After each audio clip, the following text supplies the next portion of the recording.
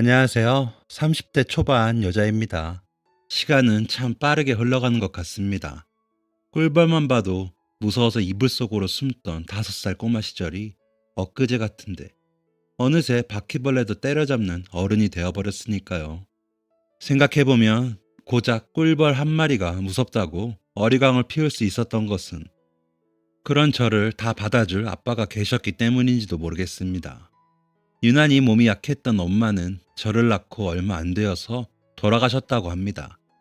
그리고 홀로 남은 아빠는 저를 지극정성으로 돌보아 주셨죠. 저는 그렇게 무럭무럭 자라 5살이 되었습니다. 그러던 어느 날이었습니다. 그날은 아침에 눈을 떠보니 아빠가 보이지 않았습니다. 당시에 아빠는 동네에서 작은 주산학원을 운영하고 계셨는데 그날은 우리 학원이 쉬는 월요일이었는데도 불구하고 아빠가 집에 없었죠.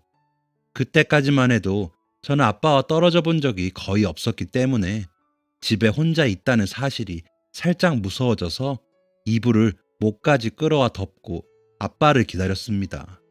아빠는 제가 잘 때 잠깐 나가서 장을 보고 돌아오시는 경우가 종종 있었기 때문에 이번에도 금방 돌아오시겠거니 하고 저는 침대에 누워서 발가락을 까딱까딱 움직이며 천장에 붙여있는 별 모양 야광 스티커를 보고 있었어요. 우리 딸 밤에 무서우면 안 되니까 라고 말씀하시며 아빠가 직접 붙여주신 스티커였죠. 그때였습니다. 벼랑간 윙 하는 소리가 들리더니 커다란 벌레가 날아들었죠. 순간 저는 너무 놀라서 깨악하고 소리를 지르며 이불 속으로 숨어버렸습니다. 너무 순식간이라 자세히 보지는 못했지만 소리가 범상치 않게 컸던 것을 보면 분명 목이나 팔이는 아니었어요. 저는 이불 속에서 훌쩍거리면서 아빠를 기다렸죠. 아빠 언제 와?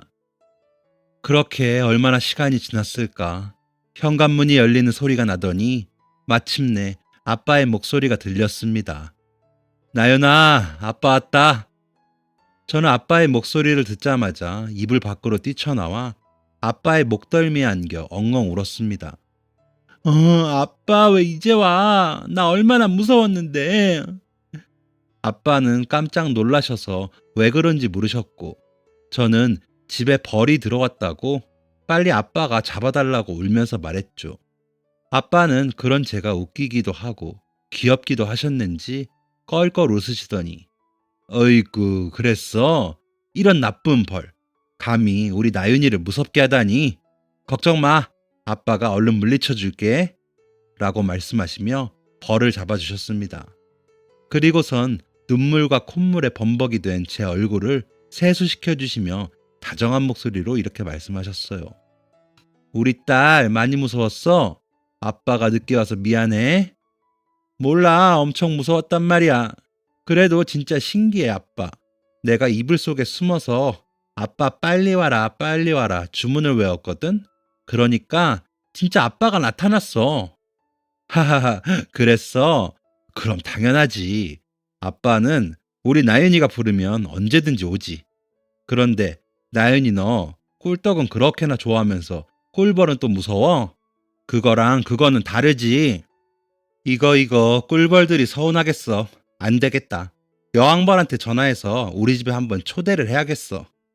안 돼, 아빠 하지 마. 미안. 아빠가 나윤이 귀여워서 장난친 거야. 어이구 놀랐어? 그렇게 저는 아빠의 사랑 속에서 넉넉하지는 않은 형편이었지만 행복하게 지냈습니다. 그런데 저희 친할머니의 눈에는 그런 저희 가족이 못마땅하셨나 봅니다. 할머니는 가끔 반찬을 챙겨주시러 집에 오셨는데 그럴 때마다 아빠를 붙잡고 애만 키우지 말고 빨리 새장가를 가라고 하셨어요. 예, 어제 옆집 수영이 엄마가 그러는데 참한 아가씨가 하나 있다고. 너 소개시켜주면 어떻겠냐고 묻더라. 얘기 들어보니까 얼굴도 예쁘고 아주 사람이 괜찮은 것 같아. 한번 나가서 만나봐. 아빠는 할머니의 말씀을 듣자마자 딱 잘라 거절하셨죠. 아, 엄마는 참 또 쓸데없는 얘기를 하고 그래요. 나 여자 안 만난다니까. 할머니는 속이 탄다는 듯 말씀하셨어요. 아, 언제까지 애만 키우고 살 거야? 너도 세장가 가서 오순도순 살아야지. 세장가는 무슨? 저 그럴 생각 없으니까 이제 이런 이야기 그만하세요. 아니, 애가 정말. 아, 진짜 아까워 나가 싫어서 그래. 일단 만나나 봐라. 아, 만나보고 싫으면 그때 안 만나면 되잖니? 응? 세상에 어떤 괜찮은 여자를 데려오셔도 저는 싫어요. 저는 우리 나윤이만 있으면 돼요. 평생 우리 나윤이만 예쁘게 키우면서 살 거니까 다시는 이런 얘기 꺼내지 마세요. 아이고, 내 속이야. 아이고, 그놈의 고아 계집애 처음부터 마음에 안 들더니 끝까지 내 아들 발목을 잡는구나. 아이고, 내 속이야. 아이고. 어머니, 나연이도 있는데 무슨 말씀하시는 거예요? 이러실 거면 가세요. 오냐, 니놈 이러는 거 사는 거 보느니 집에 나 갈란다. 할머니께서는 그렇게 소리치시곤 집으로 가버리셨고, 집에 둘만 남게 되자 저는 아빠에게 조심스럽게 말을 꺼냈습니다. 아빠, 아빠 결혼할 거야? 아빠는 제 질문에 깜짝 놀란 듯 보이시더니 이내 저를 보고 따뜻하게 웃어주시며 이렇게 말씀하셨습니다. 우리 나윤이 아까 할머니가 하신 말씀 듣고 신경이 쓰였구나. 이리 와봐. 아빠는 저를 무릎에 앉히고 등을 토닥토닥 쓸어주시면서 말씀을 이어가셨습니다. 아빠가 나윤이 엄마에게 해줄까? 응. 제가 그렇게 대답하자 아빠는 약간 슬픈 듯 쓸쓸하게 미소를 지으셨어요. 아빠가 한창 학원을 시작하고 바빴을 때였어. 아빠는 그때 처음으로 할머니 집에서 나와서 혼자 살기 시작했으니까 밥도 잘할 줄 몰랐었거든. 그런데 학원 앞에 있는 식당에 자주 가서 밥을 사 먹었지. 그날도 점심시간에 식당에 가서 밥을 먹으려고 식당 문을 열었지. 아이, 그런데 제가 눈을 빛내며 묻자 아빠는 제 머리를 한번 쓰다듬어 주시고는 계속 말씀을 이어가셨습니다. 아, 글쎄, 처음 보는 예쁜 아가씨가 어서 오세요 하고 인사를 하는 거야. 그 사람이 우리 엄마였어? 맞아. 우리 나윤이처럼 눈썹도 새까맣고 코도 동그랗고 너무 예쁜 아가씨였지. 아빠는 그렇게 엄마를 보자마자 첫눈에 반했던 거야. 우와, 그래서 어떻게 했어? 그날 이후로 매일같이 그 식당에 갔지. 원래는 점심때만 갔던 식당인데 점심때도 가고 저녁때도 가고 엄마가 너무 보고 싶어서 그 식당에 하루에 2번씩이나 가서 밥을 먹었지. 그렇게 한 달쯤 식당에 가니까 엄마가 아빠의 마음을 눈치챈 것 같더라고. 어느 날은 시키지도 않은 식혜를 가져다 주는 거야. 그래서 아빠가 저 이거 안 시켰는데요 하고 얘기를 하니까 엄마가 턱 쏘아 붙이더라고. 이제야 말을 거네요 하고 말이지. 와, 그럼 엄마도 아빠를 좋아했던 거야? 그럼 아빠가 좀 멋있잖아. 그때부터 아빠랑 엄마는 매일같이 만났어. 그리고 이렇게 사랑하는 우리 나윤이도 낳고 정말 행복했지. 아빠, 엄마가 없어서 슬퍼? 그래서 결혼하려고 하는 거야?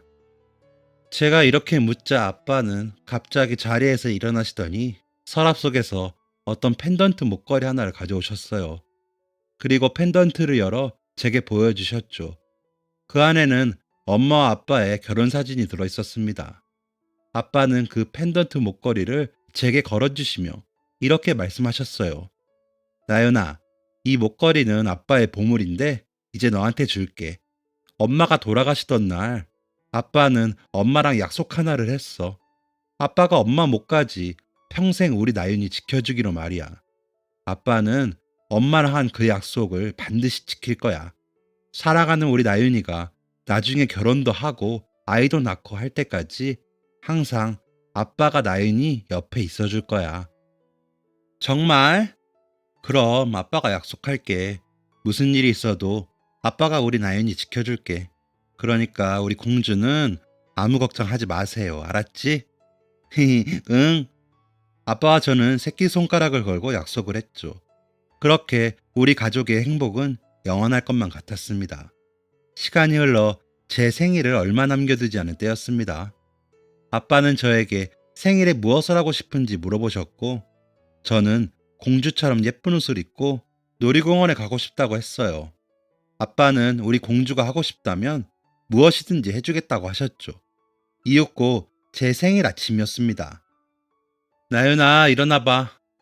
아빠는 다정한 목소리로 저를 깨우셨습니다. 눈을 뜨자 제 앞에는 정말 예쁜 드레스를 들고 서 계신 아빠의 모습이 보였죠. 우와, 진짜 공주님 옷 같아. 제가 방방 뛰며 좋아하자 아빠는 얼른 옷 갈아입고 놀이공원 가자 라고 하셨어요. 저는 돌고래처럼 깍 소리를 내며 즐겁게 준비를 했죠. 저는 공주 드레스를 입은 뒤 아빠가 선물로 주신 펜던트 목걸이를 걸었습니다. 이렇게 하면 엄마도 같이 놀이공원 가는 기분이겠다. 그치, 아빠? 그렇게 말하는 저를 보고 아빠는 잠시 눈시울이 붉어지는 듯 했지만 이내 다시 밝게 웃으시며 예쁘게 제 머리를 따아주셨어요. 저는 아빠도 멋진 옷을 입었으면 좋겠다고 했고 아빠는 모처럼 기분이라며 오랜만에 검정색 코트를 꺼내 입으셨습니다. 태어나서 처음으로 가는 놀이동산에 예쁜 공주 드레스에 멋진 아빠에 저는 당장이라도 하늘로 날아오를 듯 기분이 붕붕 떠올랐습니다. 그런 저를 보고 아빠도 같이 행복해 하셨죠. 그래서였을까요? 저희 부녀는 평소라면 절대 하지 않았을 실수를 저지르게 되고 그렇게 생리별을 하게 되었습니다. 놀이동산에 가는 길 지하철역에 도착하는 아빠는 갑자기 얼굴색이 안 좋아지셨어요. 아이고, 이거 배가 왜 이러지? 저는 아빠의 안색을 살피며 물었죠. 아빠, 왜 그래? 아빠가 갑자기 배가 아파서 아이고, 여기 화장실이 어디 있나?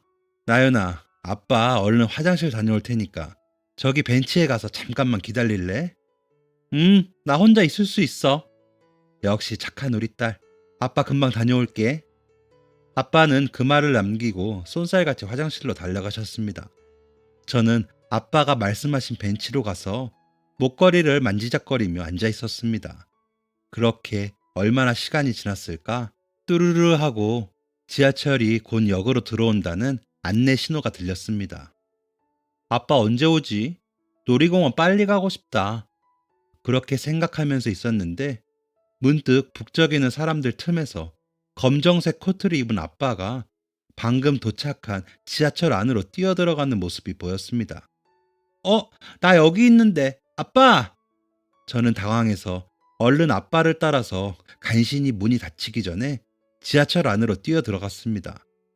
그리고 뒤돌아서 있는 아빠의 코트자락을 붙잡으며 말했죠.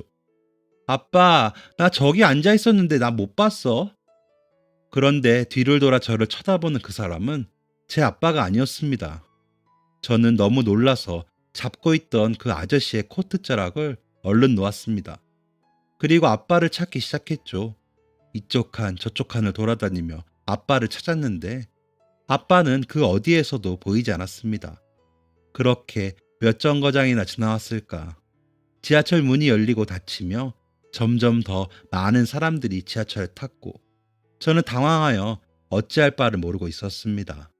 그러다가 어디인지도 모르는 역에서 내렸는데 그곳에도 역시 아빠는 없었습니다. 그렇게 정처 없이 아빠를 찾아다니던 저는 사람들을 따라서 지하철역 밖으로 나오게 되었죠. 역 밖으로 나가는 계단을 따라 올라가며 마음속으로 이 계단을 다 올라가고 나면은 우리 집이 보이게 해주세요. 이렇게 얼마나 빌었는지 모릅니다. 그런데 그럴 리가 없었죠. 제 눈앞에는 이제껏 한 번도 와본 적 없는 낯선 풍경이 있을 뿐이었어요. 저는 울음이 터졌습니다. 아빠, 아빠 어딨어? 한참을 그렇게 울다가 저는 집에 전화를 해야겠다는 생각이 번뜩 들었어요. 어찌저찌 공중전화는 찾아냈는데 동전이 없다는 게 문제였습니다. 저는 지나가는 어른들 중에서 마음씨 좋게 생긴 어떤 아주머니를 붙잡고 어렵게 말을 걸었어요. 저기 죄송한데 100원만 빌려주시면 안 돼요? 그런데 제 예상과는 달리 그 아주머니는 제 손을 차갑게 뿌리친 뒤 이렇게 말씀하셨습니다. 내가 너한테 왜 돈을 빌려줘야 되니? 응? 그리고는 다시 가던 길을 계속 가셨죠.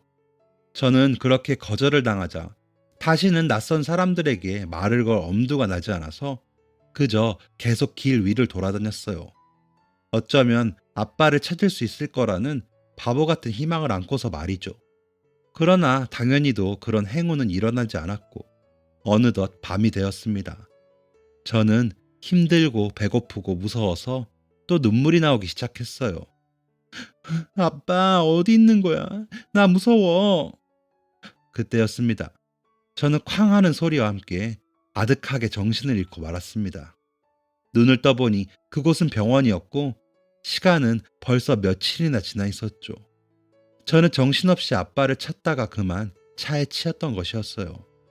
어두운 밤이라 운전자가 저를 잘 보지 못했던 거죠. 다행히 크게 다치진 않았지만 이상하게도 저희 집 전화번호가 기억이 나질 않았습니다. 아무리 떠올려 보려고 해도 소용이 없었죠. 의사 선생님은 어린 나이에 큰 충격을 받아서 기억에 손실이 온 것 같다고 했어요. 지금 같았으면 CCTV도 여기저기 많고 인터넷도 잘 발달되어 있어서 금방 아빠를 찾을 수 있었을 텐데 당시로서는 저희 집을 찾을 방도가 없었죠. 제가 가지고 있는 것이라고는 아빠가 주신 펜던트 목걸이와 그 안에 있는 엄마와 아빠의 사진이 전부였습니다. 어쩔 수 없이 저는 근처에 있는 고아원에 가서 살게 되었습니다. 경찰 아저씨들은 아빠를 꼭 찾아주겠다고 약속하셨지만 기약 없는 약속일 뿐이었죠. 고아원에서 지내는 시간은 정말이지 견딜 수 없을 정도로 힘들었습니다. 경찰 아저씨께서 주변에서 평판이 좋다는 고아원을 골라서 저를 보내주신 것이었지만 사실 그 고아원은 겉에서 보기에만 번드르르 하지 실상은 차갑고 냉정한 원장 선생님이 운영하는 곳이었죠. 원장 선생님은 아이들을 쉽게 관리하기 위해서 상벌 제도를 이용했는데 고아원 규칙을 잘 따르는 어린이들은 상점을 받고 규칙에서 벗어나는 행동을 하는 어린이들은 벌점을 받았습니다.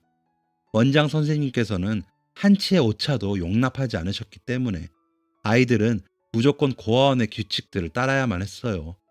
그런 고아원 생활이 힘들 때마다 저는 아빠가 사무치게 그리웠습니다. 아빠가 나를 찾고 있기는 한 걸까? 할머니의 말씀처럼 다른 아줌마랑 새로 결혼을 하고 싶어서 나를 찾지 않는 걸까? 밤에 잠이 들 때마다 이런 생각을 하며 눈물로 지새우지 않은 적이 없었습니다. 어느 날은 식사 예절을 잘 지키지 않고 밥을 흘리고 먹었다는 이유로 원장 선생님은 제게 이렇게 말씀하셨습니다. 밥만 축내는 식충이 같으니라고. 밥만 축내는 식충이. 원장 선생님의 그 말은 비수처럼 제 마음에 박혀버렸습니다. 그날 이후 저는 어른이 될 때까지 다른 사람이 보는 앞에서 밥을 넘기는 것을 힘들어하게 되었죠. 꼭 모래알을 씹어 삼키는 것처럼 다른 사람들과 식사하는 시간이 어려웠습니다. 저 사람의 눈에도 내가 식충이처럼 보일까 하는 생각에 제 마음속은 풀 한 폭이 필 수 없는 사막처럼 메말라 갔습니다. 야속하게도 그런 제 마음을 아는지 모르는지 시간은 흐르더군요. 어느새 저는 12살이 되었습니다. 그리고 마침내 제가 원장 선생님의 눈밖에 완전히 나버린 사건이 발생하죠. 여느 날처럼 저는 학교가 끝난 후 곧장 고아원으로 돌아와 아무 의미 없이 혼자 시간을 보내고 있었습니다. 멍하니 고아원 마당에 앉아 하늘을 보고 있는데 원장 선생님과 낯선 아줌마가 제게 다가왔습니다. 이 아이인가요? 네, 사모님. 지금 저희 원에 있는 12살 여자아이는 이 아이뿐이랍니다. 아이가 참 착해요. 나윤아, 어서 인사드리지 않고 뭐하니? 저는 원장 선생님의 다그침에 어색하게 일어나 그 낯선 아줌마께 인사를 했습니다. 안녕하세요, 박나윤입니다. 아줌마는 저를 훑어보시더니 원장 선생님께 뭐라 귓속말 하셨습니다. 원장님은 형언할 수 없이 기쁜 얼굴을 하더니 저를 돌아보며 이렇게 말씀하셨죠. 나윤아, 축하한다. 이분께서 방금 너를 입양하기로 하셨어.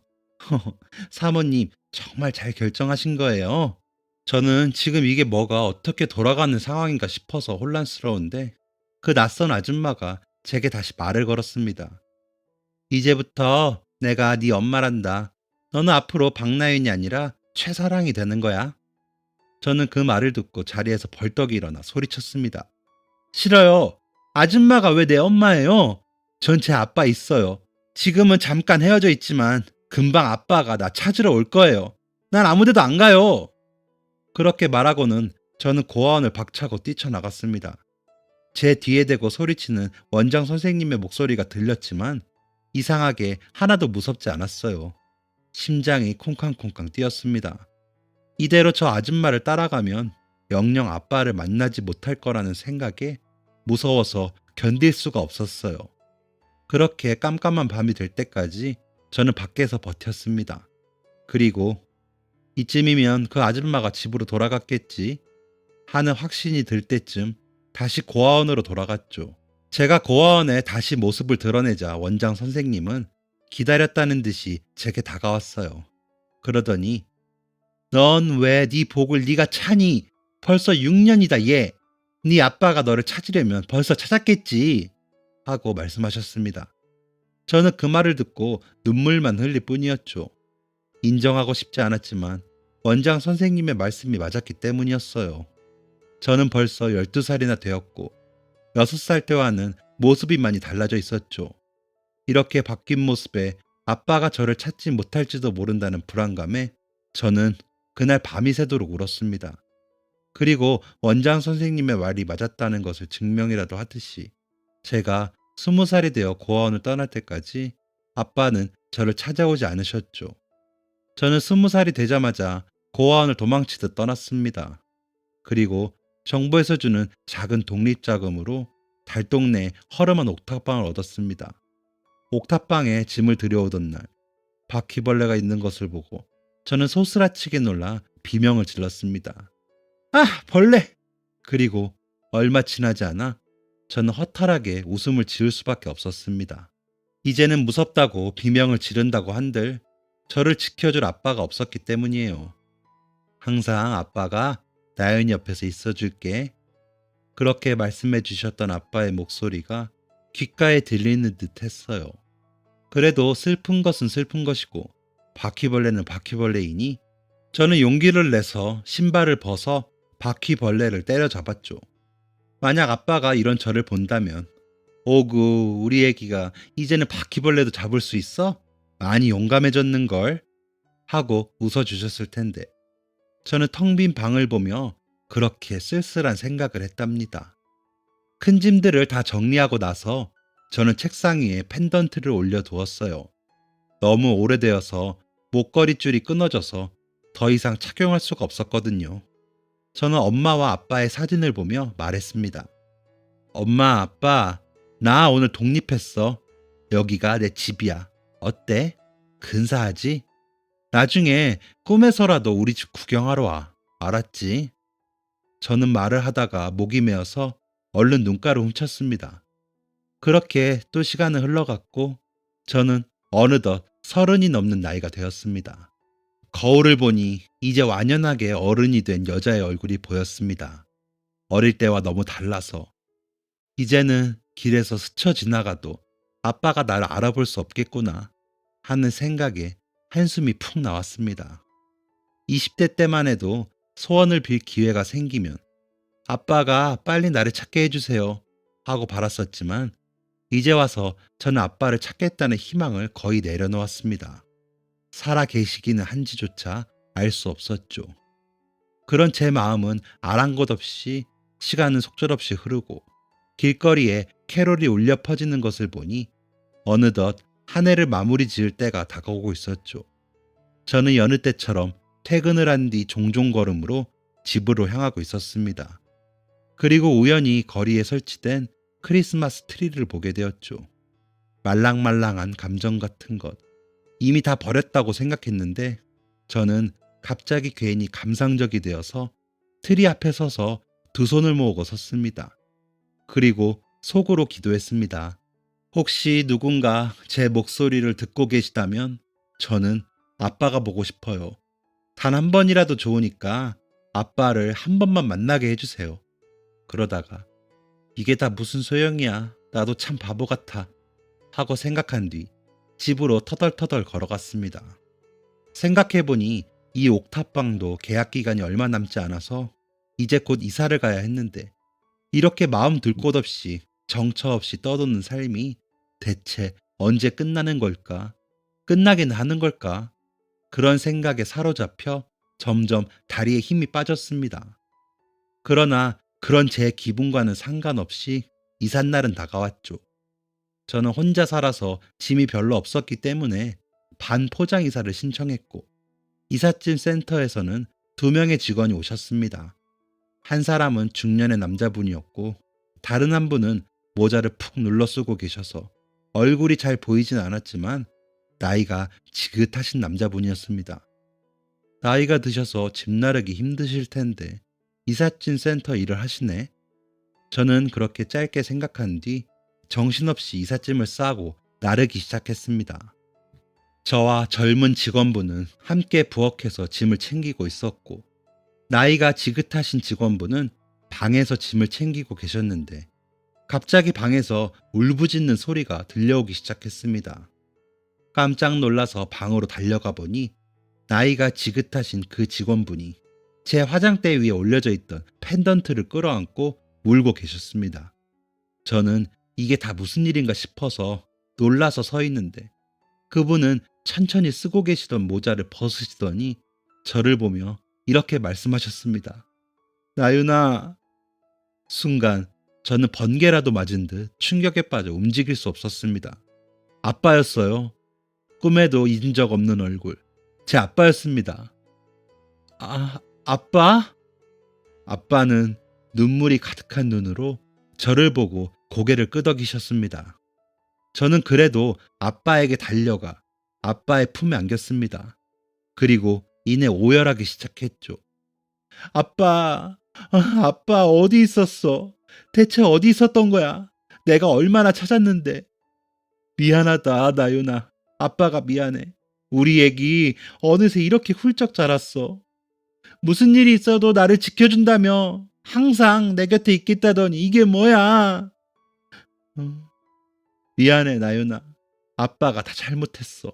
어디 얼굴 좀 보자. 맞네. 정말 우리 나윤이가 맞네. 아빠와 저는 그렇게 서로를 끌어안고 한참을 울었습니다.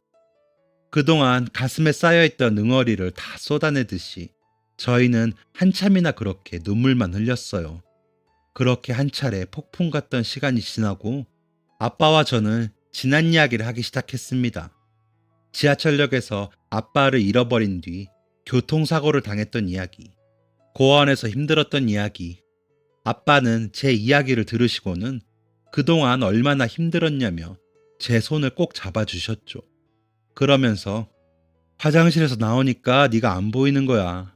벤치에 앉아서 기다리겠다던 애가 안 보이니까 너무 놀라서 일단 그 지하철역을 이잡듯이 뒤졌지. 나윤아! 나윤아! 그렇게 소리를 지르면서 정신 나간 사람처럼 너를 찾았어. 그런데도 너가 보이지 않더구나. 경찰서에도 신고를 했지만 감감무소식이었어. 흥신소에도 너를 찾아달라고 의뢰를 했는데 거기서도 널 찾을 방법이 없다고만 했어. 이름이라도 특이했으면 모를까. 세상에 박나윤이라는 이름을 가진 어린이가 너무 많다면서. 아빠는 다 내 탓인 것만 같았단다. 이름을 왜 나윤이라고 지었을까? 더 특별한 이름을 지어줬다면 지금쯤 너를 찾았을까? 아니, 애초에 왜 너를 혼자 두고 난 화장실을 갔던 걸까? 아빠는 그렇게 말씀하시며 가슴이 너무 아프신 듯 한 차례 다시 눈물을 흘리셨어요. 그리고는 계속 말씀을 이어가셨습니다.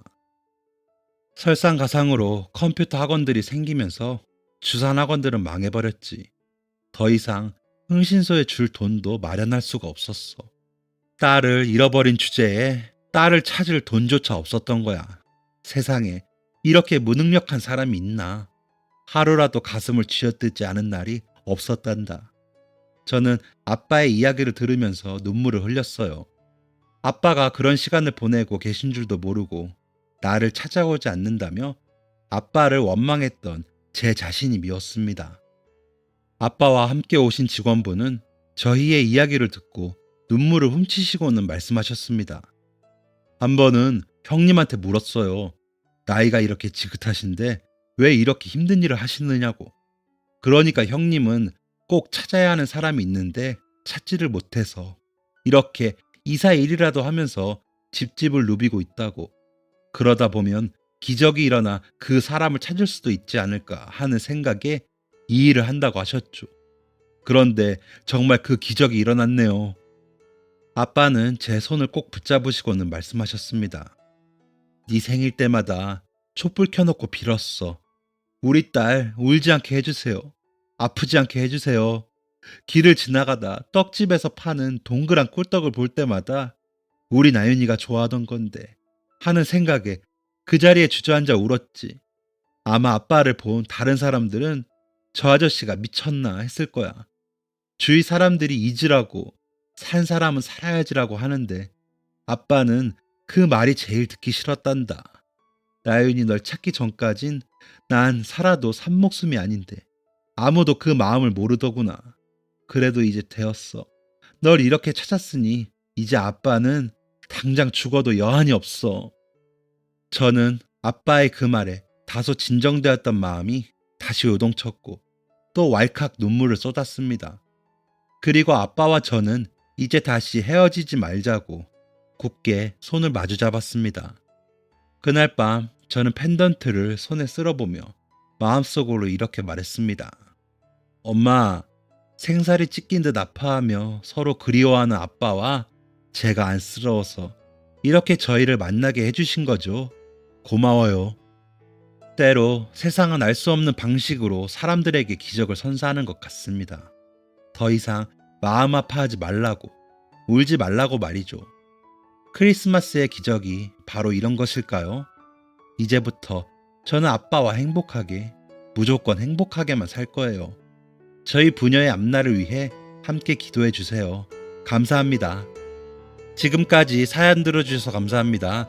사연이 재밌으셨다면 구독과 좋아요를 눌러주세요. 감사합니다. 안녕히 계세요.